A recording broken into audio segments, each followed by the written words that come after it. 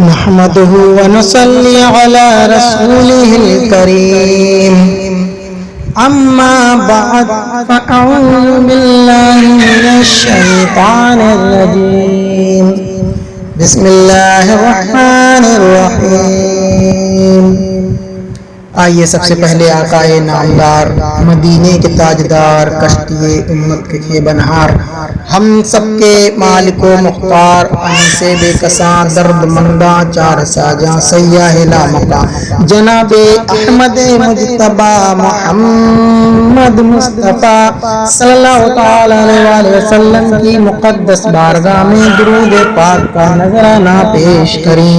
اللہم صل علی سیدنا مولانا محمد عدد ما فی علم اللہ صلاۃ دائمۃ بدوام ملک اللہ۔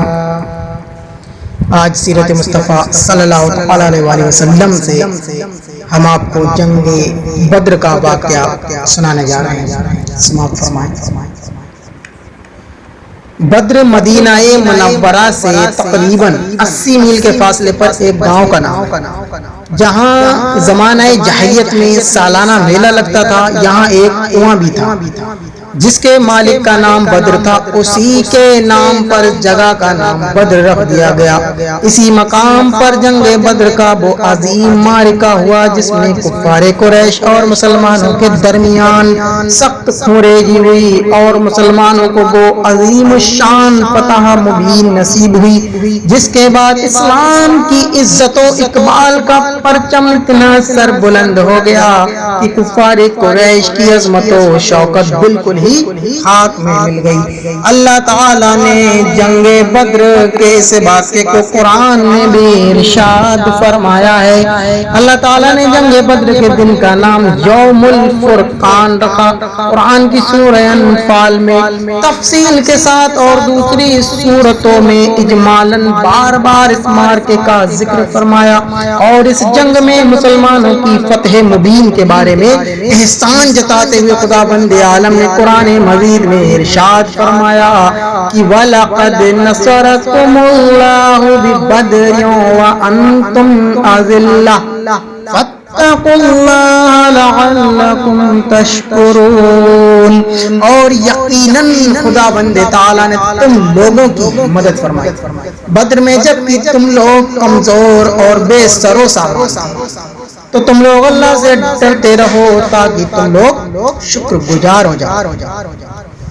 جنگ بدر کا سبب کیا تھا؟ جنگ بدر کا اصلی سبب تو جیسا کہ ہم پچھلے بیان میں کر چکے ہیں کہ عمرو بن الحزمی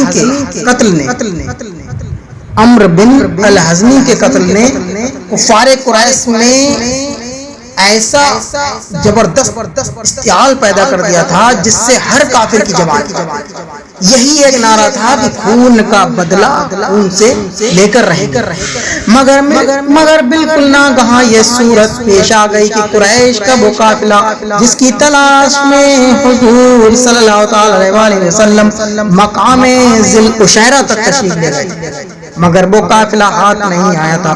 بالکل اچانک مدینے میں خبر ملی کہ اب وہی قافلہ ملک شام سے لوٹ کر مکہ جانے والا ہے، اور یہ بھی پتہ چل گیا کہ اس قافلے میں ابو سفیان بن حرب و مخرمہ بن نوفل و عمرو بن العاص وغیرہ کل 30 یا 40 آدمی اور کفار قریش کا مال تجارت جو اس قافلے میں ہے وہ بہت زیادہ۔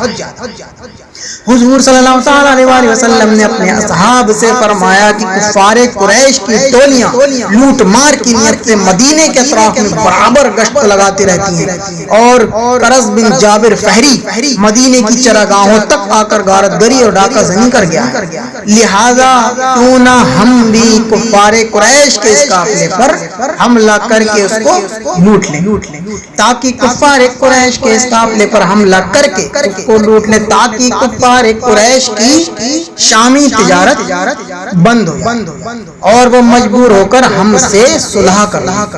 حضور صلی اللہ علیہ وسلم کا یہ ارشاد گرامی سن کر انصار و مہاجرین اس کے لیے تیار ہو گئے۔ चुनांचे 12 रमजान सन 2 हिजरी को बड़ी उजलत के साथ लोग चल पड़े। जो जिस हाल में था उसी हाल में रवाना हो गया।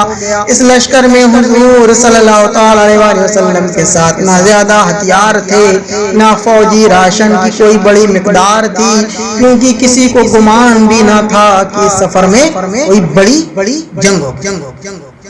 मगर जब मक्का में ये खबर फैली कि मुसलमान मुसल्लह हो गए, कुरैश का काफिला लूटने के लिए मदीने से चल पड़े, तो मक्का में एक जोश फैल गया और एकदम कुफार कुरैश की फौज का दल बादल मुसलमानों पर हमला करने के लिए तैयार हो गया। जब हुजूर सल्लल्लाहु ताला अलैहि वसल्लम को इसकी इत्तला मिली तो आपने सहाबा किराम रदियल्लाहु ताला अन्हुम को जमा फरमा कर सूरत हाल से आगाह किया और साफ साफ फरमा दिया कि मुमकिन है कि इस सफर में कुफ्फार कुरैश के काफिले से मुलाकात हो जाए, और ये भी हो सकता है कि कुफ्फार मक्का के लश्कर से जंग की नौबत आ जाए।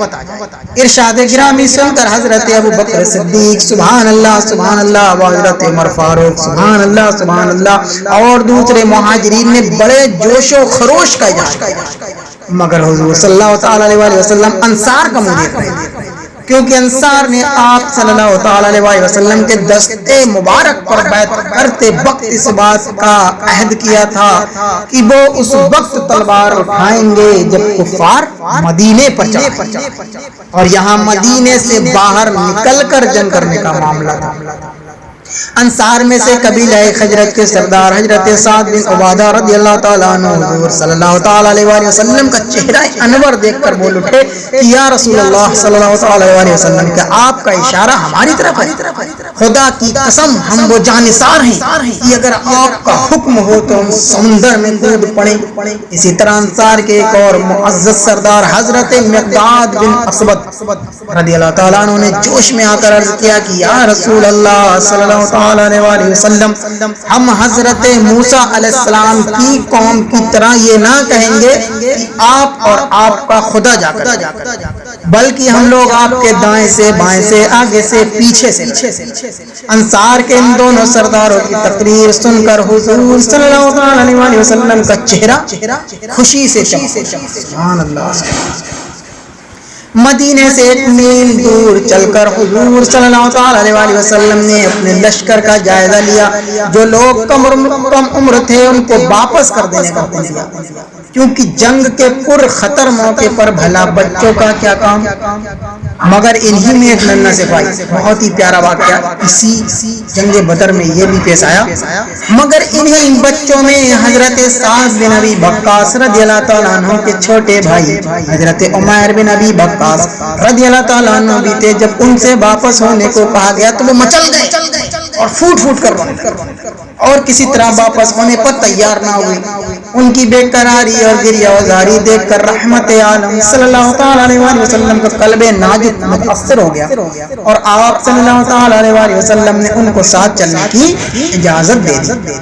चुनांचे हजरत साद बिन अबी वक्कास रदियल्लाहु ताला अन्हु ने उस नन्हे सिपाही के गले में भी एक तलवार हमाइल कर मदीने से रवाना होने के वक्त नमाजों के लिए हजरत इब्ने उम्मे मक्तूम रदियल्लाहु ताला अन्हु को आपने मस्जिद नबवी का इमाम मुकर्रर कर दिया था। लेकिन जब आप मकाम रोहा में पहुंचे तो मुनाफिकीन और यहूदियों की तरफ से कुछ खतरा महसूस फरमाया। इसलिए आप सल्लल्लाहु अलैहि वसल्लम ने हजरत अबू लुबाबा बिन अब्दुल मुंजिर रदियल्लाहु ताला अन्हु को मदीने का हाकिम मुकर्रर फरमाकर इनको मदीना वापस जाने का हुक्म दिया और हजरत आसिम बिन अदी रदियल्लाहु ताला अन्हु को मदीने के चढ़ाई वाले गांव पर निगरानी रखने का हुक्म सादिर फरमाया। इन इंतजामात के बाद हुजूर अकरम सल्लल्लाहु ताला अलैहि वसल्लम बद्र की जानिब चल पड़े, जिधर से कुफार मक्का के आने की खबर थी। अब कुल फौज की तादाद 313 थी, जिनमें 60 मुहाजिर और बाकी अंसार थे। मंजिल व मंजिल सफर फरमाते हुए जब आप मकामे सफरा में पहुंचे तो दो आदमियों को जासूसी के लिए रवाना फरमाया ताकि वो काफिले का पता चलाएं कि वो किधर है और कहां तक पहुंचा है। ادھر کفار قریش کے جاسوس بھی اپنا کام بہت متعدی سے کر رہے تھے، مستعدی سے کر رہے تھے۔ ادھر کفار قریش کے جاسوس بھی اپنا کام بہت مستعدی سے کر رہے تھے۔ جب حضور صلی اللہ علیہ وسلم مدینے سے روانہ ہوئے تو ابو سفیان کو اس کی خبر مل گئی۔ اس نے فوراً ہی زمزم بن عمرو غفاری کو مکہ بھیجا کہ وہ قریش کو اس کی خبر دے تاکہ وہ اپنے قافلے کی حفاظت کا انتظام کریں، اور خود راستہ بدل کر قافلے کو سمندر کی جانب لے کر روانہ ہو گیا۔ ابو سفیان کا قاصد زمزم بن عمرو غفاری جب مکہ پہنچا تو اس وقت کے دستور کے مطابق جب کوئی خوفناک خبر سنانی ہوتی تو خبر سنانے والا اپنے کپڑے پھاڑ کر اور اونٹ کی پیٹھ پر کھڑا ہو کر چلا کر خبر سنایا کرتا۔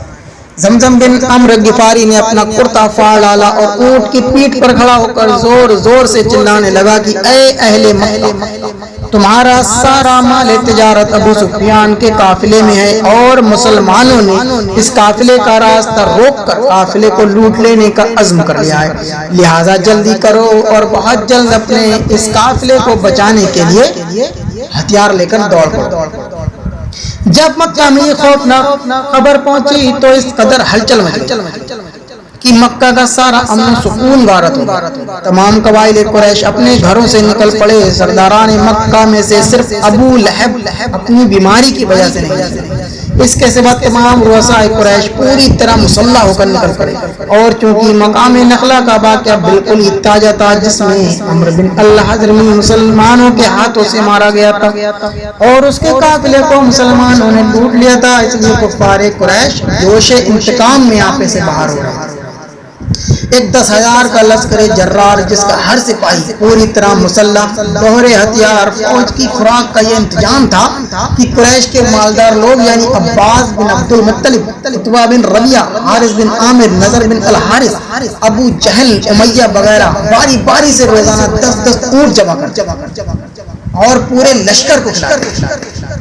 عتبہ بن ربیعہ جو قریش کا سب سے بڑا رئیس اعظم تھا، اس پورے لشکر کا سپہ سالار۔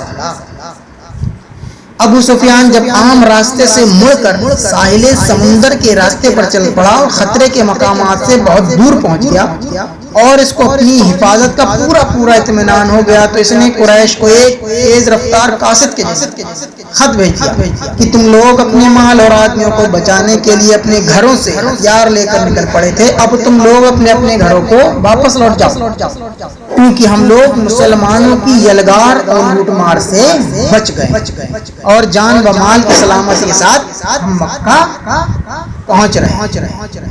ابو سفیان کا یہ خط کفار مکہ کو اس وقت ملا جب وہ مقام جحفہ میں تھے۔ خط پڑھ کر قبیلہ بنو زہرہ اور قبیلہ بنو عدی کے سرداروں نے کہا کہ اب مسلمانوں سے لڑنے کی کوئی ضرورت نہیں ہے، لہٰذا ہم لوگوں کو واپس لوٹ جانا چاہیے۔ یہ سن کر ابو جہل بگڑ گیا اور کہنے لگا کہ ہم خدا کی قسم کسی شان کے ساتھ بدر تک جائیں گے، وہاں اونٹ ذبح کریں گے اور خوب کھائیں گے، کھلائیں گے، شراب پیئیں گے، ناچ رنگ کی محفلیں جمائیں گے تاکہ تمام قبائل عرب پر ہماری عظمت و شوکت کا سکہ بیٹھ جائے اور وہ ہمیشہ ہم سے ڈرتے رہیں۔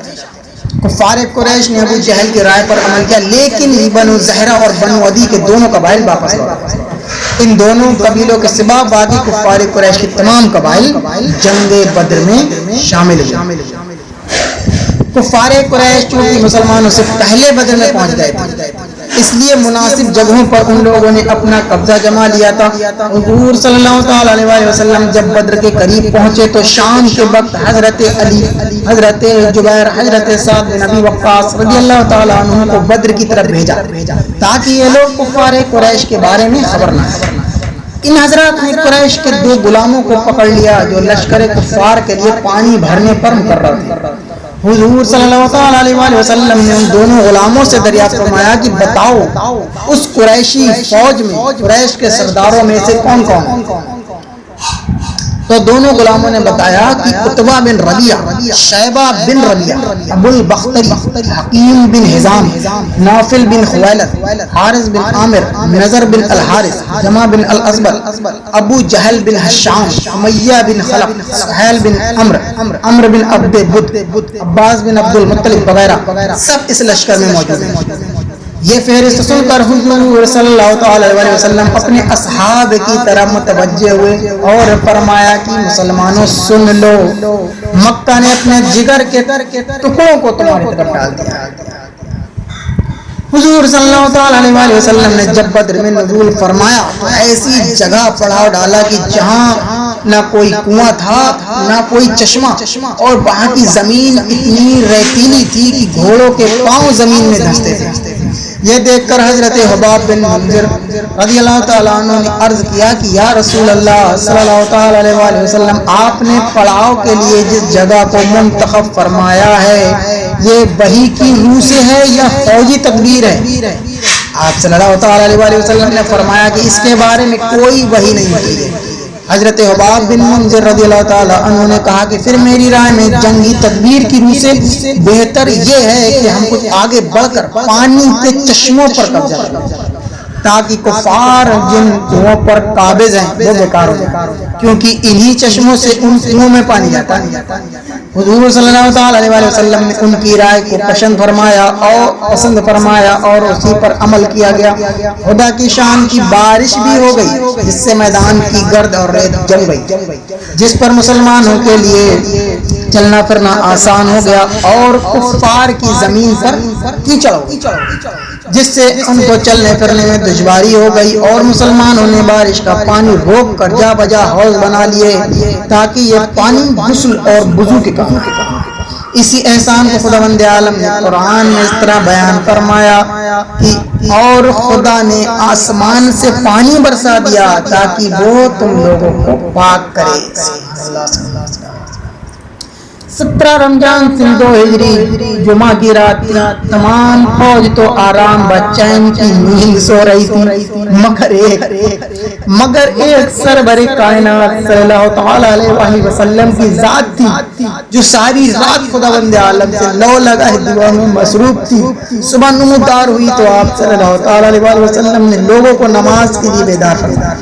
پھر نماز کے بعد قرآن کی آیت جہاد سنا کر ایسا لرزہ خیز اور بلبلہ انگیز باز فرمایا کہ مجاہدین اسلام کی رگوں کے خون کا قطرہ مجاہدین اسلام کی رگوں کے خون کا قطرہ جوش و خروش کا سمندر بن کر طوفانی موجیں مارے، اور لوگ میدان جنگ کے لیے تیار ہو گئے۔ رات ہی میں چند جانثاروں کے ساتھ آپ صلی اللہ تعالی علیہ وسلم نے میدان جنگ کا معائنہ فرمایا۔ اس وقت دستے مبارک میں ایک چھڑی تھی، آپ اسی چھڑی سے زمین پر لکیر بناتے تھے اور یہ فرماتے جاتے تھے کہ یہ فلاں کافر کے قتل ہونے کی جگہ ہے، اور کل یہاں فلاں کافر کی لاش پڑی ہوئی ملے گی۔ چنانچہ ایسا ہی ہوا کہ آپ صلی اللہ تعالی علیہ وسلم نے جس جگہ جس کافر کی قتل گاہ بتائی تھی اس کافر کی لاش ٹھیک اسی جگہ پائی۔ ان میں سے کسی ایک نے لکیر سے بال برابر بھی تعبز نہیں۔ اس حدیث پاک سے صاف اور صریح طور پر یہ مسئلہ ثابت ہو جاتا ہے کہ کون کب اور کہاں مرے گا، ان دونوں غیب کی باتوں کا علم اللہ تعالیٰ نے اپنے حبیب صلی اللہ تعالیٰ علیہ وسلم کو عطا فرمایا۔ کفار قریش لڑنے کے لیے بےتاب تھے، ادھر کفار قریش لڑنے کے لیے بےتاب تھے، مگر ان لوگوں میں کچھ سلجھے دماغ کے لوگ بھی تھے جو انگریزی کو پسند نہیں کرتے۔ چنانچہ حکیم بن حجام جو بعد میں مسلمان ہو گئے بہت ہی سنجیدہ اور نرم خون تھے، انہوں نے اپنے لشکر کے سپہ سالار عتبہ بن ربیعہ سے کہا کہ آخر اس خونریزی سے کیا فائدہ؟ میں آپ کو ایک نہایت ہی مخلصانہ مشورہ دیتا ہوں، وہ یہ ہے کہ قریش کا جو کچھ مطالبہ ہے وہ عمرو بن الحضرمی کا خون ہے اور وہ آپ کا حلیف ہے، آپ اس کا خون بہا ادا کر دیجیے، اس طرح یہ لڑائی ٹل جائے گی اور آج کا دن آپ کی تاریخی زندگی میں آپ کی نیک نامی کی یادگار ہوگا کہ آپ کے تدبر سے ایک بہت ہی خوفناک اور خونریز لڑائی ٹل گئی۔ عتبہ بجاتے خود بہت ہی مدبر اور نیک نفس آدمی تھا، اس نے باخوشی اس مخلصانہ مشورے کو قبول کر لیا، مگر اس معاملے میں ابو جہل کی منظوری بھی ضروری تھی۔ چنانچہ حکیم بن حجام جب عتبہ بن ربیعہ کا یہ پیغام لے کر ابو جہل کے پاس گئے تو ابو جہل کی رگے جہالت اور اس نے ایک خون کھولا دینے والا تانا مارا اور کہا کہ ہاں میں خوب سمجھتا ہوں کہ عتبہ کی ہمت نے جواب دیا، کیونکہ اس کا بیٹا حذیفہ مسلمان ہو کر اسلامی لشکر کے ساتھ آیا، اس لیے وہ جنگ سے جی چراتا ہے تاکہ اس کے بیٹے پر آ جائے۔ پھر ابو جہل نے اسی پر بس نہیں کیا بلکہ عمرو بن الحجرمی مقتول کے بھائی عامر بن الحجرمی کو بلا کر کہا کہ دیکھو تمہاری مقتول بھائی عمرو بن الحجرمی کے خون کا بدلہ لینے کی ساری اسکیم تہس نہس ہو جائے، کیونکہ ہمارے لشکر کا سپہ سالار عتبہ بزدلی ظاہر کر رہا ہے۔ یہ سنتے ہی عامر بن الحجرمی نے عرب کے دستور کے مطابق اپنے کپڑے پھاڑے اور اپنے سر پر دھول ڈالتے ہوئے وَعُمْرَہ کا نعرہ مارنا شروع کر۔ اس کارروائی نے کفار قریش کی تمام فوج میں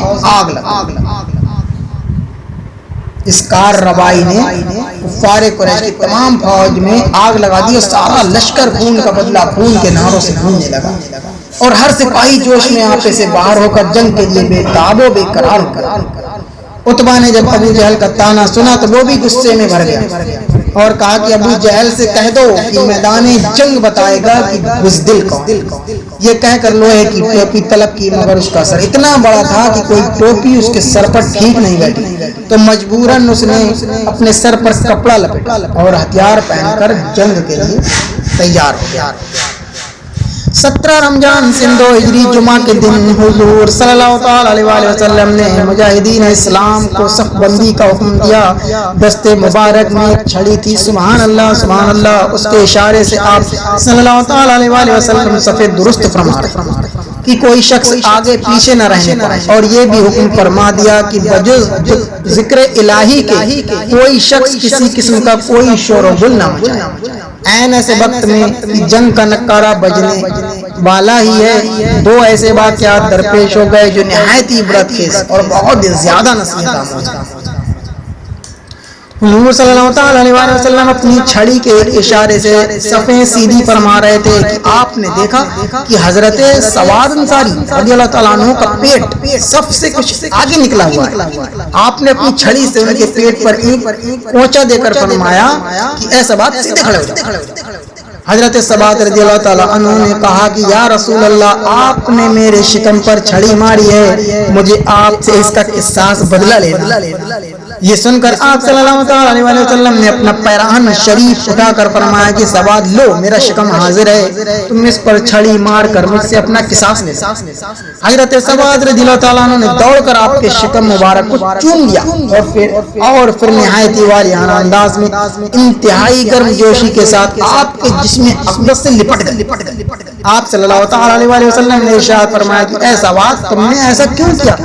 عرض کیا یا رسول اللہ صلی اللہ تعالی علیہ وسلم، میں اس وقت جنگ کی صف میں اپنا سر ہتھیلی پر رکھ کر شاید موت کا وقت آ گیا ہو، اس وقت میرے دل میں اس تمنا نے جوش مارا کہ کاش مرتے وقت میرا بدن آپ کے جسم اطہر سے چھو جائے۔ یہ سن کر حضور صلی اللہ تعالی علیہ وسلم نے حضرت سواد رضی اللہ تعالیٰ عنہ کے اس جذبہ محبت کی قدر فرماتے ہوئے ان کے لیے خیر و برکت کی دعا فرمائی، اور حضرت سواد رضی اللہ تعالیٰ عنہ نے دربار رسالت میں معذرت کرتے ہوئے اپنا قصاص معاف کر دیا، اور تمام صحابہ کرام حضرت سواد رضی اللہ تعالیٰ عنہ کی اس عاشقانہ ادا کو حیرت سے دیکھتے ہوئے ان کا منہ تک اتفاق سے حضرت حذیفہ بن الیمان اور حضرت حسیل رضی اللہ تعالیٰ عنہما یہ دونوں صحابی کہیں سے آ رہے تھے۔ راستے میں کفار نے ان دونوں کو روکا کہ تم دونوں بدر کے میدان میں حضرت محمد صلی اللہ علیہ وسلم کی مدد کرنے کے لیے جا رہے ہو۔ ان دونوں نے انکار کیا اور جنگ میں شریک نہ ہونے کا عہد کیا، چنانچہ کفار نے ان دونوں کو چھوڑ دیا۔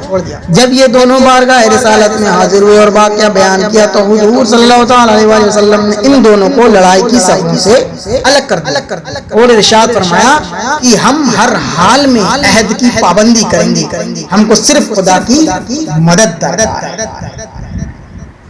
ناظرین کرام غور کیجیے، دنیا جانتی ہے کہ جنگ کے موقع پر خصوصاً ایسی صورت میں جبکہ دشمنوں کے عظیم الشان لشکر کا مقابلہ ہو، ایک ایک سپاہی کتنا قیمتی ہوتا ہے، مگر تاجدار دو عالم صلی اللہ تعالی علیہ وآلہ وسلم نے اپنی کمزور فوج کو دو بہادر اور جانباز مجاہدوں سے محروم رکھنا پسند فرمایا، مگر کوئی مسلمان کسی کافر سے بھی بدعہدی اور وعدہ خلافی کرے اس کو گوارا نہیں۔ اللہ اکبر، اللہ اکبر۔ اے اقوام عالم کے بادشاہو للہ، مجھے یہ بتاؤ کہ کیا تمہاری تاریخ زندگی کے بڑے بڑے دفتروں میں کوئی ایسا چمکتا ہوا وقت بھی ہے؟ اے چاند و سورج کی دوربین نگاہو، تم خدا کے لیے بتاؤ، کیا تمہاری آنکھوں نے بھی کبھی صفائی ہستی پر پابندی عہد کی کوئی ایسی مثال دیکھی؟ خدا کی قسم مجھے یقین ہے کہ تم اس کے جواب میں نہیں کے سوا کچھ بھی نہیں کہہ سکتے۔ اب وہ وقت ہے کہ میدان بدر میں حق و باطل کی دونوں صفیں ایک دوسرے کے سامنے کھڑی ہیں۔ قرآن اعلان کر رہا ہے جو لوگ باہم لڑیں ان میں تمہارے لیے عبرت کا نشان ہے۔ ایک خدا کی راہ میں لڑ رہا تھا اور دوسرا منکر خدا۔ حضور صلی اللہ علیہ وآلہ وسلم مجاہدین اسلام کی صف بندی سے فارغ ہو کر مجاہدین کی قرار داد کے مطابق اپنے اس چھپر میں تشریف لے گئے جس کو صحابہ کرام نے آپ کی نشست کے لیے بنا رکھا۔ اب اس چھپر کی حفاظت کا سوال بہت اہم تھا، کیونکہ کفار قریش کے حملوں کا اصل نشانہ حضور تاجدار دو عالم صلی اللہ تعالی علیہ وآلہ وسلم ہی کی ذات۔ کسی کی ہمت نہیں پڑتی تھی کہ اس چھپر کا پہرا دے، لیکن اس موقع پر بھی آپ صلی اللہ تعالی علیہ وآلہ وسلم کے یار غار حضرت صدیق وقار رضی اللہ تعالیٰ عنہ کی قسمت میں یہ سعادت ہے کہ وہ ننگی تلوار لے کر اس جھوپڑی کے پاس ڈٹے رہے، اور حضرت سعد بن معاذ رضی اللہ تعالیٰ عنہ بھی چند انصاریوں کے ساتھ اس چھپر کے گرد پہرا دیتے رہے۔ حضور سرور عالم صلی اللہ علیہ وآلہ وسلم اس نازک گھڑی میں جناب باری سے لو لگائے گریہ وزاری کے ساتھ کھڑے ہو کر ہاتھ پھیلائے یہ دعا مانگ رہے تھے کہ خدا بندہ تو نے مجھ سے جو وعدہ فرمایا ہے آج اسے پورا فرما دے۔ آپ پر اس قدر رقت اور محبیت طاری تھی کہ جوش گریہ میں چادر مبارک گوش انور سے گر گر پڑتی تھی، مگر آپ کو خبر نہیں۔ کبھی آپ سجدے میں سر رکھ کر اس طرح دعا مانگتے کہ الہی اگر یہ چند نفوس ہلاک ہو گئے تو پھر قیامت تک روئے زمین پر تیری عبادت کرنے والے نہ رہیں گے۔ حضرت ابو بکر صدیق رضی اللہ تعالیٰ عنہ آپ کے یار غار تھے۔ آپ کو اس طرح بے قرار دیکھ کر ان کے دل کا سکون و قرار جاتا اور ان پر رقت طاری ہو گئی، اور انہوں نے چادر مبارک کو اٹھا کر آپ کے مقدس کندھے پر ڈال دی، اور آپ کا دست مبارک تھام کر بھرائی ہوئی آواز میں بڑے ادب کے ساتھ عرض کیا کہ حضور صلی اللہ علیہ وسلم اب بس کیجیے، خدا ضرور اپنا وعدہ پورا کرے۔ اپنے یار غار صدیق کے جانثار کی بات مان کر آپ صلی اللہ علیہ وآلہ وسلم نے دعا ختم فرما دی، اور آپ کی زبان مبارک پر اس آیت کا ورد جاری ہو گیا کہ ان قریب کفار کی فوج کو شکست دے دی جائے گی اور وہ پیٹھ پھیر کر بھاگ جائیں گے۔ آپ اس آیت کو بار بار پڑھتے رہے جس میں فتح مبین کی بشارت طرف اشارت۔ جنگ کی ابتدا اس طرح ہوئی کہ سب سے پہلے عامر بن الحجرمی جو اپنے مقتول بھائی عمرو بن الحجرمی کے خون کا بدلہ لینے کے لیے بے قرار تھا، جنگ کے لیے آگے بڑھا۔ اس کے مقابلے کے لیے حضرت عمر رضی اللہ تعالیٰ عنہ کے غلام حضرت محزار رضی اللہ تعالیٰ عنہ میدان میں نکلے اور لڑتے ہوئے شہادت سے پھر حضرت حارث بن سراقہ انصاری رضی اللہ تعالیٰ عنہ حوض سے پانی پی رہے تھے کہ ناگہاں ان کو کفار کا ایک لگا اور وہ شہید۔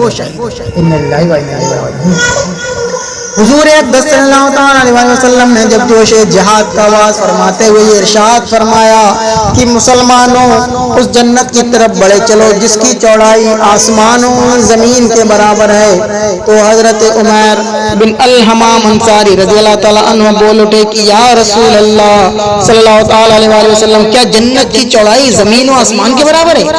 ارشاد فرمایا کہ ہاں۔ یہ سن کر حضرت عمیر رضی اللہ تعالیٰ عنہ نے کہا واہ واہ۔ آپ نے دریافت فرمایا کہ کیوں اے عمیر تم نے بہبا کس لیے کہا؟ عرض کیا کہ یا رسول اللہ صلی اللہ تعالی علیہ وآلہ وسلم فقط اس امید پر کہ میں بھی جنت میں داخل ہو جاؤں۔ آپ صلی اللہ تعالی علیہ وسلم نے خوشخبری سناتے ہوئے ارشاد فرمایا کہ اے عمیر تو بے شک جنتی حضرت عمر رضی اللہ تعالیٰ عنہ اس وقت کھجوریں کھا رہے تھے۔ حضرت عمر رضی اللہ تعالیٰ عنہ اس وقت کھجوریں کھا رہے تھے۔ یہ بشارت سنی تمہارے خوشی کے کھجوریں پھینک کر کھڑے ہو گئے اور ایک دم کفار کے لشکر پر تلوار لے کر ٹوٹ پڑے اور جابازی کے ساتھ لڑتے ہوئے شہید ہوئے۔ انا للہ و انا الیہ راجعون۔ کفار کا سپہ سالار عتبہ بن ربیعہ اپنے سینے پر شتر مرغ کا پر لگائے ہوئے اپنے بھائی شیبہ بن ربیعہ اور اپنے بیٹے ولید بن عتبہ کو ساتھ لے کر غصے میں بھرا ہوا اپنی صف سے نکل کر مقابلے کی دعوت دینے لگا۔ اسلامی صفوں میں سے حضرت عوف و حضرت معاذ و عبداللہ بن رواحہ رضی اللہ تعالیٰ عنہم مقابلے کو نکلے۔ عتبہ نے ان لوگوں کا نام بنسب پوچھا۔ جب معلوم ہوا کہ یہ لوگ انصاری ہیں، جب یہ معلوم ہوا کہ یہ لوگ انصاری ہیں تو عتبہ نے کہا کہ ہم کو تم لوگوں سے کوئی غرض نہیں۔ پھر عتبہ نے چلا کر کہا اے محمد صلی اللہ تعالی علیہ وسلم، یہ لوگ ہمارے جوڑ کے نہیں ہیں، اشراف قریش کو ہم سے لڑنے کے لیے میدان میں بھیجیے۔ حضور صلی اللہ تعالی علیہ وسلم نے حضرت حمزہ و حضرت علی و حضرت عبیدہ رضی اللہ تعالیٰ عنہ کو حکم دیا کہ آپ لوگ ان تینوں کے مقابلے کے لیے نکلیں۔ چنانچہ یہ تینوں بہادران اسلام میدان میں نکلے۔ چونکہ یہ تینوں حضرات سر پر خوت پہنے ہوئے تھے جس سے ان کے چہرے چھپ گئے، اس لیے عتبہ نے ان حضرات کو نہیں پہچانا اور پوچھا کہ تم کون لوگ؟ جب ان تینوں نے اپنے اپنے نام و نسب بتائے تو عتبہ نے کہا کہ ہاں اب ہمارا جوڑ۔ جب ان لوگوں میں جنگ شروع ہوئی تو حضرت حمزہ و حضرت علی و حضرت عبیدہ رضی اللہ تعالیٰ عنہ نے اپنی ایمانی شجاعت کا ایسا مظاہرہ کیا کہ بدر کی زمین دہل گئی اور کفار کے دل تھرا۔ اور ان کی جنگ کا انجام یہ ہوا کہ حضرت حمزہ رضی اللہ تعالیٰ عنہ نے عتبہ کا مقابلہ کیا۔ دونوں انتہائی بہادری کے ساتھ لڑتے رہے، مگر آخرکار حضرت حمزہ رضی اللہ تعالیٰ عنہ نے اپنی تلوار کے بار سے مار کر عتبہ کو زمین پر ڈھیر کر۔ ولید نے حضرت علی رضی اللہ تعالیٰ عنہ سے جنگ کی۔ دونوں نے ایک دوسرے پر بڑھ کر قاتلانہ حملہ کیا اور خوب لڑے، لیکن اسد اللہ الغالب کی ذوالفقار نے ولید کو مار گرایا اور وہ ذلت کے ساتھ قتل ہو گیا۔ مگر عتبہ کے بھائی شیبہ نے حضرت عبیدہ رضی اللہ تعالیٰ عنہ کو اس طرح زخمی کر دیا کہ وہ زخموں کی تاب نہ لا کر زمین پر بیٹھ گئے۔ یہ منظر دیکھ کر حضرت علی رضی اللہ تعالیٰ عنہ جھپٹے اور آگے بڑھ کر شیبہ کو اور حضرت عبیدہ رضی اللہ تعالیٰ عنہ کو اپنے کاندھے پر اٹھا کر بارگاہ رسالت میں لائے۔ ان کی پنڈلی ٹوٹ کر چور چور ہو گئی تھی اور نلی کا گودا بہ رہا تھا۔ اس حالت میں عرض کیا کہ یا رسول اللہ صلی اللہ تعالی علیہ وسلم، کیا میں شہادت سے محروم رہا؟ ارشاد فرمایا کہ نہیں، ہرگز بلکہ تم شہادت سے سرفراز ہو۔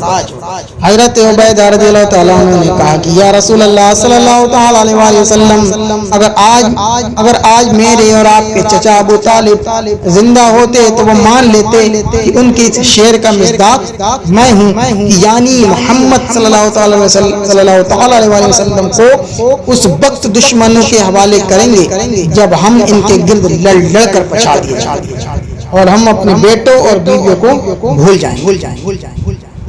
اس کے بعد سعید بن العاص کا بیٹا عبیدہ سر سے پاؤں تک لوہے کے لباس اور ہتھیاروں سے چھپا ہوا سب سے باہر نکلا اور یہ کہہ کر اسلامی لشکر کو للکارنے لگا کہ میں ابو کرش ہوں۔ اس کی یہ مغرورانہ للکار سن کر حضور صلی اللہ تعالی علیہ وسلم کے پھوپھی جات بھائی حضرت جبیر بن العوام رضی اللہ تعالیٰ عنہ جوش میں بھرے ہوئے اپنی برچھی لے کر مقابلے کے لیے نکلے، مگر یہ دیکھا کہ اس کی دونوں آنکھوں کے سوا اس کے بدن کا کوئی حصہ بھی ایسا نہیں ہے جو لوہے سے چھپا ہوا نہ۔ حضرت جبیر رضی اللہ تعالیٰ عنہ نے تاک کر اس کی آنکھ میں زور سے برچھی ماری کہ وہ زمین پر گرا اور مرا۔ برچھی اس کی آنکھ کو چھیدتی ہوئی کھوپڑی کی ہڈی میں چپی۔ حضرت جبیر رضی اللہ تعالیٰ عنہ نے جب اس کی لاش پر پاؤں رکھ کر پوری طاقت سے کھینچا تو بڑی مشکل سے برچھی نکلی، لیکن اس کا سر مڑ کر خم ہو گیا۔ یہ برچھی ایک تاریخی یادگار بن کر برسوں تبرک بنی۔ حضور اقدس صلی اللہ تعالی علیہ وسلم نے حضرت جبیر رضی اللہ تعالیٰ عنہ سے یہ برچی طلب فرما لی اور اس کو ہمیشہ اپنے پاس رکھا۔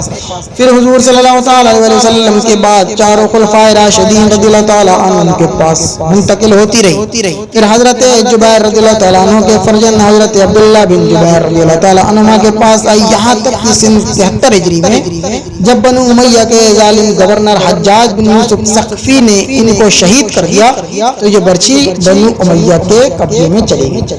پھر اس کے بعد لاپتہ۔ حضرت عبد الرحمن بن عوف رضی اللہ تعالیٰ عنہ کا بیان ہے کہ میں صف میں کھڑا تھا اور میرے دائیں بائیں 2 نوعمر لڑکے کھڑے تھے۔ ایک نے چپکے سے پوچھا کہ چچا جان کیا آپ ابو جہل کو پہچانتے ہیں؟ میں نے اس سے کہا کہ کیوں بھتیجے، تم کو ابو جہل سے کیا کام ہے؟ اس نے کہا کہ چچا جان میں نے خدا سے یہ عہد کیا ہے کہ میں ابو جہل کو جہاں دیکھ لوں گا یا تو اس کو قتل کر دوں گا یا خود لڑتا ہوا مارا جاؤں، کیونکہ وہ اللہ کے رسول صلی اللہ علیہ وسلم کا بہت ہی بڑا دشمن۔ حضرت عبد الرحمن رضی اللہ تعالیٰ عنہ کہتے ہیں کہ میں حیرت سے اس نوجوان کا منہ تاک رہا تھا کہ دوسرے نوجوان نے بھی مجھ سے یہی کہا۔ اتنے میں ابو جہل تلوار گھماتا ہوا سامنے آ گیا، میں نے اشارے سے بتا دیا کہ ابو جہل یہی ہے۔ بس پھر کیا تھا، یہ دونوں لڑکے تلواریں لے کر اس پر اس طرح جھپٹے جس طرح باز اپنے شکار پر جھپٹتا۔ دونوں نے اپنی تلواروں سے مار کر ابو جہل کو زمین پر ڈھیر کر دیا۔ یہ دونوں لڑکے حضرت معوذ اور حضرت معاذ رضی اللہ تعالیٰ عنہما تھے جو افرا کے بیٹے تھے۔ ابو جہل کے بیٹے اکرما نے اپنے باپ کے قاتل حضرت معاذ رضی اللہ تعالیٰ عنہ پر حملہ کر دیا اور پیچھے سے ان کے بائیں شانے پر تلوار ماری جس سے ان کا بازو کٹ گیا، لیکن تھوڑا سا چمڑا باقی رہ گیا اور ہاتھ لٹکنے لگا۔ حضرت معاذ رضی اللہ تعالیٰ عنہ نے اکرما کا پیچھا کیا اور دور تک دوڑایا مگر اکرما کر بچنے لگا۔ حضرت معاذ رضی اللہ تعالیٰ عنہ اس حالت میں بھی لڑتے رہے، لیکن کٹے ہوئے ہاتھ کے لٹکنے سے زحمت ہو رہی تھی تو انہوں نے اپنے کٹے ہوئے ہاتھ کو پاؤں سے دبا کر زور سے کھینچا کہ تسمہ الگ ہو گیا اور پھر وہ آزاد ہو کر ایک ہاتھ سے لڑتے رہے۔ حضرت عبداللہ بن مسعود رضی اللہ تعالیٰ عنہ ابو جہل کے پاس سے گزرے، اس وقت ابو جہل میں کچھ زندگی کی رمق باقی۔ حضرت عبداللہ بن مسعود رضی اللہ تعالیٰ عنہ نے اس کی گردن کو اپنے پاؤں سے رون کر فرمایا کہ تو ہی ابو جہل ہے، بتا تجھے اللہ نے کیسا رسوا۔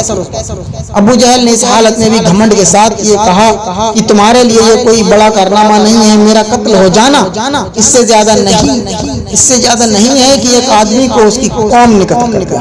ہاں مجھے اس کا افسوس ہے کہ کاش مجھے کسانوں کے سوا کوئی دوسرا شخص قتل کر دے۔ حضرت معبد و حضرت معاذ رضی اللہ تعالیٰ عنہ چونکہ یہ دونوں انصاری تھے اور انصار کھیتی باڑی کا کام کرتے اور قبیلہ قریش کے لوگ کسانوں کو بڑی حقارت کی نظر سے دیکھا کرتے تھے، اس لیے ابو جہل نے کسانوں کے ہاتھ سے قتل ہونے کو اپنے لیے قابل افسوس بتایا۔ جنگ ختم ہو جانے کے بعد حضور اکرم صلی اللہ تعالی علیہ وسلم حضرت عبداللہ بن مسعود رضی اللہ تعالیٰ عنہ کو ساتھ لے کر ابو جہل کی لاش کے پاس سے گزرے تو لاش کی طرف اشارہ کر کے فرمایا کہ ابو جہل اس زمانے کا فرعون ہے۔ پھر عبداللہ بن مسعود رضی اللہ تعالیٰ عنہ نے ابو جہل کا سر کاٹ کر تاجدار دو عالم صلی اللہ تعالی علیہ وسلم کے قدموں پر ڈالا۔ حضور صلی اللہ تعالی علیہ وسلم نے جنگ شروع ہونے سے پہلے یہ فرما دیا تھا کہ کچھ لوگ کفار کے لشکر میں ایسے بھی ہیں جن کو کفار مکہ دباؤ ڈال کر لائے، ایسے لوگوں کو قتل نہیں کرنا چاہیے۔ ان لوگوں کے نام بھی حضور صلی اللہ تعالی علیہ وسلم نے بتا دیے تھے۔ انہی لوگوں میں سے ابو البختری بھی تھا جو اپنی خوشی سے مسلمانوں سے لڑنے کے لیے نہیں آیا تھا بلکہ کفار قریش اس پر دباؤ ڈال کر زبردستی کر کے لائے۔ عین جنگ کی حالت میں حضرت مظہر بن زیاد رضی اللہ تعالیٰ عنہ کی نظر ابو البختری پر پڑی جو اپنے گہرے دوست جنادہ بن ملیحہ کے ساتھ گھوڑے پر سوار تھا۔ حضرت مظہر رضی اللہ تعالیٰ عنہ نے فرمایا کہ اے ابو البختری، چونکہ حضور صلی اللہ تعالیٰ علیہ وسلم نے ہم لوگوں کو تیرے قتل سے منع فرمایا، اس لیے میں تجھ کو چھوڑ دیتا ہوں۔ ابو البختری نے کہا کہ میرے ساتھی جنادہ کے بارے میں تم کیا کہتے ہو؟ تو حضرت مظہر رضی اللہ تعالیٰ عنہ نے صاف کہہ دیا کہ اس کو ہم زندہ نہیں چھوڑ سکتے۔ یہ سن کر ابو البختری طیش میں آ گیا اور کہا کہ میں عرب کی عورتوں کا یہ طعنہ سننا پسند نہیں کر سکتا کہ ابو البختری نے اپنی جان بچانے کے لیے اپنے ساتھی کو طعنہ چھوڑا۔ یہ کہہ کر ابو البختری نے رج کا یہ سیر پڑا کہ ایک شریف زادہ اپنے ساتھی کو کبھی ہرگز نہیں چھوڑ سکتا۔ جب تک کہ مر نہ جائے یا اپنا راستہ نہ دیکھے۔ امیہ بن خلف بہت ہی بڑا دشمن رسول تھا۔ جنگ بدر میں جب کفر و اسلام کے دونوں لشکر گتھم گتھا ہو گئے تو امیہ اپنے پرانے تعلق کی بنا پر حضرت عبد الرحمن بن عوف رضی اللہ تعالیٰ عنہ سے چمٹ گیا کہ میری جان بچائیے۔ حضرت عبد الرحمن بن عوف رضی اللہ تعالیٰ عنہ کو رحم آ گیا اور آپ نے چاہا کہ امیہ بچ کر نکل بھاگے، مگر حضرت بلال رضی اللہ تعالیٰ عنہ نے امیہ کو دیکھا۔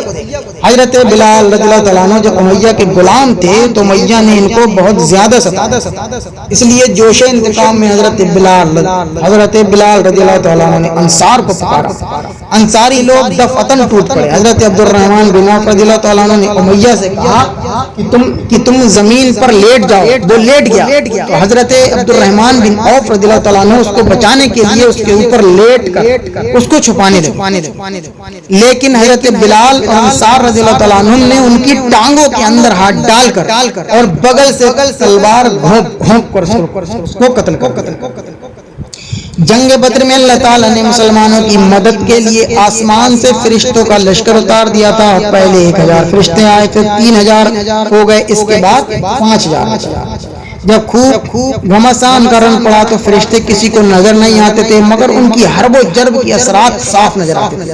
بعض کافروں کی ناک اور منہ پر کوڑوں کی مار کا نشان پایا جاتا تھا، کہیں بغیر تلوار مارے سر کٹ کر گرتا نظر آتا تھا۔ یہ آسمان سے آنے والے فرشتوں کی فوج کے اتبا، شیبہ، ابو جہل وغیرہ کفار قریش کے سرداروں کی ہلاکت سے کفار مکہ کی کمر ٹوٹ گئی اور ان کے پاؤں اکھڑ گئے اور ہتھیار ڈال کر بھاگ کھڑے ہوئے، اور مسلمانوں نے ان لوگوں کو گرفتار کرنا شروع کر دیا۔ اس جنگ میں کفار کے 70 آدمی قتل اور 70 آدمی گرفتار، باقی اپنا سامان چھوڑ کر فرار ہو گئے۔ اس جنگ کو کفار مکہ کو ایسی زبردست شکست ہوئی، اس جنگ میں کفار مکہ کو ایسی زبردست شکست ہوئی کہ ان کی عسکری طاقت ہی فنا ہوئی۔ کفار قریش کے بڑے بڑے نامور سردار جو بہادری اور فن سپاہی میں یکتا روزگار تھے، ایک ایک کر کے سب موت کے گھاٹ اتار دیے گئے۔ ان نامبروں میں اتبا، شیبہ، ابو جہل، ابو البختری، زمعہ، عاص بن حشام، امیہ بن خلف، منبع بن الحجاج، عقبہ بن ابی معیط، نضر بن الحارث وغیرہ قریش کے سرتاج تھے۔ یہ سب مارے۔ جنگ بدر میں کل 14 مسلمان شہادت سے سرفراز ہوئے، جن میں سے 6 مہاجر اور 8 انصار تھے۔ شہدائے مہاجرین کے نام یہ ہیں: حضرت عبیدہ بن الحارث، حضرت عمیر بن ابی وقاص، حضرت جش شمالین، عمیر بن عبد عمر، حضرت عاقل بن ابو بکیر، حضرت محجہ، حضرت صفوان بن بیضہ۔ اور انصار کے ناموں کی فہرست یہ ہے: حضرت سعد بن خیثمہ، حضرت مبشر بن عبد المنذر، حضرت حارثہ بن سراقہ، حضرت معوذ بن افرا، حضرت عمیر بن حمام، حضرت رافع بن معلہ، حضرت عوف بن افرا، حضرت یزید بن حارث۔ ان شہدائے بدر میں سے 13 حضرات تو میدان بدر ہی میں مدفون ہوئے، مگر حضرت عبیدہ بن حارث رضی اللہ تعالیٰ عنہ نے چونکہ بدر سے واپسی پر منزل صفرا میں وفات پائی، اس لیے ان کی قبر شریف منزل صفرا میں ہے۔ حضور اکرم صلی اللہ تعالیٰ علیہ وسلم کا ہمیشہ یہ طرز عمل رہا کہ جہاں کبھی کوئی لاش نظر آتی تھی، آپ صلی اللہ تعالیٰ علیہ وسلم اس کو دفن کرواتے تھے۔ لیکن جنگ بدر میں قتل ہونے والے کفار چونکہ تعداد میں بہت زیادہ تھے، سب کو الگ الگ دفن کرنا ایک دشوار کام تھا، اس لیے تمام لاشوں کو آپ صلی اللہ تعالیٰ علیہ وسلم نے بدر کے ایک گڑھے میں ڈال دینے کا حکم دیا۔ چنانچہ صحابہ کرام رضی اللہ تعالیٰ عنہ نے تمام لاشوں کو گھسیٹ کر گڑھے میں ڈال دیا۔ امیہ بن خلف کی لاش پھول گئی تھی، صحابہ کرام نے اس کو گھسیٹنا چاہا تو اس کے اعضاء الگ الگ، اس لیے اس کی لاش وہی مٹی میں پڑ گئی۔ جب کفار کی لاشیں بدر کے گڑھے میں ڈال دی گئیں تو حضور سرور عالم صلی اللہ علیہ وسلم نے اس گڑھے کے کنارے کھڑے ہو کر مقتولین کا نام لے کر اس طرح پکارا کہ اے عتبہ بن ربیعہ، اے شیبہ بن ربیعہ، اے فلاں اے فلاں، کیا تم لوگوں نے اپنے رب کے وعدے کو سچا پایا؟ ہم نے تو اپنے رب کے وعدے کو بالکل ٹھیک سچ پایا۔ حضرت عمر رضی اللہ تعالیٰ عنہ نے جب دیکھا کہ حضور صلی اللہ تعالیٰ علیہ وآلہ وسلم کفار کی لاشوں سے خطاب فرما رہے ہیں تو ان کو بڑا تعجب ہوا۔ چنانچہ انہوں نے عرض کیا کہ یا رسول اللہ صلی اللہ تعالیٰ علیہ وآلہ وسلم، کیا آپ ان بے روح کے جسموں سے کلام فرما رہے ہیں؟ یہ سن کر حضور صلی اللہ تعالیٰ علیہ وآلہ وسلم نے ارشاد فرمایا کہ اے عمر، قسم خدا کی جس کی قبضہ قدرت میں میری جان ہے کہ تم زندہ لوگ میری بات کو ان سے زیادہ نہیں سن سکتے، لیکن اتنی بات ہے کہ یہ مردے جواب نہیں دے سکتے۔ بخاری وغیرہ کی حدیث سے یہ مسئلہ ثابت ہوتا ہے کہ جب کفار کے مردے زندوں کی بات سنتے ہیں تو پھر مومنین خصوصاً اولیاء، شہداء، انبیاء علیہ السلام وفات کے بعد یقیناً ہم زندوں کا سلام و کلام اور ہماری فریادیں سنتے ہیں۔ اور حضور صلی اللہ تعالیٰ علیہ وسلم نے جب کفار کی مردہ لاشوں کو پکارا تو پھر خدا کے برگزیدہ بندوں یعنی ولیوں، شہیدوں اور نبیوں کو ان کی وفات کے بعد پکارنا بھلا کیوں نہ جائز و درست ہوگا۔ اسی لیے حضور اکرم صلی اللہ تعالیٰ علیہ وسلم جب مدینے کے قبرستان میں تشریف لے جاتے تو قبروں کی طرف اپنا رخ انور کر کے یوں فرماتے کہ یعنی اے قبر والو، تم پر سلامتی ہو، خدا ہماری اور تمہاری مغفرت فرمائے۔ تم لوگ ہم سے پہلے چلے گئے اور ہم تمہارے بعد آنے والے ہیں۔ اور حضور صلی اللہ تعالیٰ علیہ وسلم نے اپنی امت کو بھی یہی حکم دیا کہ صحابہ کرام رضی اللہ تعالیٰ عنہم کو اس کی تعلیم دیتے تھے کہ جب تم لوگ قبروں کی زیارت کے لیے جاؤ تو ان حدیثوں سے ظاہر ہے کہ مردے زندوں کا سلام و کلام سنتے، ورنہ ظاہر ہے کہ جو لوگ سنتے ہی نہیں ان کو سلام کرنے سے کیا حاصل۔ انشاءاللہ العزیز جنگ بدر کا یہ واقعہ بھی ختم ہو گیا۔ انشاءاللہ اگلے اس میں ہم آپ کو مدینے کو واپسی کا بیان لے کر آئیں گے۔ میرے پڑھنے اور آپ کے سننے میں صحیح بن کر دیں جو غلطیاں ہوئی اللہ رب العزت اپنے پیارے کے ساتھ۔ السلام علیکم ورحمۃ اللہ وبرکاتہ۔